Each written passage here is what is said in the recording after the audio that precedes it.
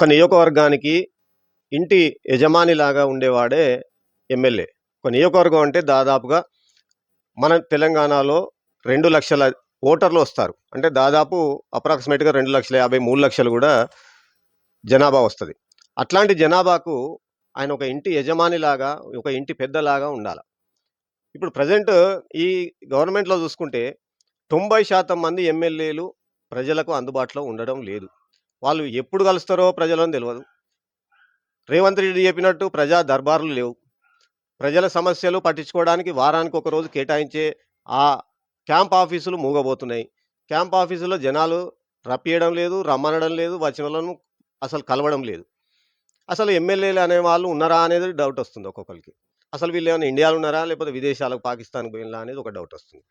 ఇంకొకటేందంటే MLA అనేవాడు గెలిచేదాకనే ఎమ్మెల్యేలాగా ఫోజులు ఇస్తున్నారు. నేను ఎమ్మెల్యే అంటున్నారు. వాళ్ళు ఏడ సంపాదించుకుంటున్నారు, ఏం చేస్తున్నారు అనేది కూడా ఇప్పుడు ఈ గవర్నమెంట్‌లో ఎవరికీ అర్థం కావట్లేదు. ఎమ్మెల్యే అనేవాడు కార్యకర్తలకు, ఆయన సొంత పార్టీ వాళ్ళకు అందుబాటులో ఉండడం లేదు. ఆయన కార్యకర్తలకు సావో, బతుకో, మంచో, చెడో దేనికన్నా హాస్పిటలైజో ఏదన్నా యాక్సిడెంట్‌లో అయితే గూడా ఆ కార్యకర్తను పలకరించే దిక్కు లేదు. ఆ కార్యకర్తలను పట్టించుకుంటే నాదుడు ఎమ్మెల్యే అనేటోడు 90% మంది లేరు. ఎమ్మెల్యేలు కార్యకర్తలనే గాదు, మరి ఏదైనా ప్రజలకు సమస్యొచ్చినప్పుడు, ఏమన్నా విపత్తులొచ్చినప్పుడు, ఏమైనా వర్షాలో, ఇంకేదన్నా వచ్చినప్పుడో, ఇండ్లు కూలినప్పుడో, వరద ఇట్లాంటి కార్యక్రమాలల్ల ఎక్కడా పార్టిసిపేట్ చేయట్లేదు వీళ్ళు. మంచిగా ఏసీ రూమ్‌లల్ల కూసుంటున్నారు. ఆ రేవంత్ రెడ్డి చెప్పే మాటలు ఇనుకుంటా, ఆయనకు భజనలు కొట్టుకుంటా కూసుంటున్నారు తప్ప 90% మంది ఎమ్మెల్యేలు నియోజకవర్గాలలో అందుబాటులో ఉండటం లేదు. ఇప్పుడు సీతక్క తీసుకోండి, ఇంకా వేరే వాళ్ళు తీసుకోండి, మా ఎమ్మెల్యే తీసుకోండి, పక్క ఎమ్మెల్యే తీసుకోండి, ఇట్లా 90% మంది గురించి నేను చెప్తున్నా.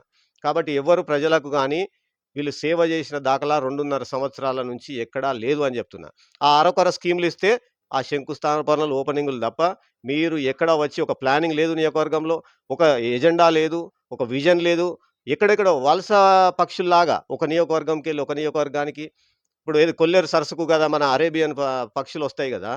అట్లా వచ్చి వాలినట్టు వాలడం, ఇక్కడ వాళ్ళ పబ్బం గెలిసేదాకా గెలవాలా, గెలిసిన తర్వాత మళ్ళా వాళ్ళు ఇక్కడికెళ్ళి అన్నీ ఏరుకొని ఎళ్ళిపోవాల.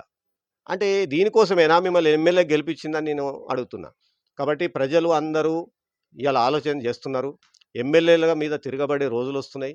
అవి రాకముందే మీరు మేలుకొని ప్రజలకు సేవ చేసే, ప్రజల కోసం మనమన్నాం గదా! ఇప్పుడు మరి మీకోసమే ప్రజలున్నట్టుగా ఉన్నది తప్ప, ప్రజల కోసం మీరెక్కడా పనిచేసినట్టు గాని, ఏ నియోజకవర్గంలో గూడా కనిపించడం లేదని నేను స్వయాన ఆరోపిస్తున్నా. నా పేరు గురిజాల శ్రీరామరెడ్డి, పరకాల నియోజకవర్గం.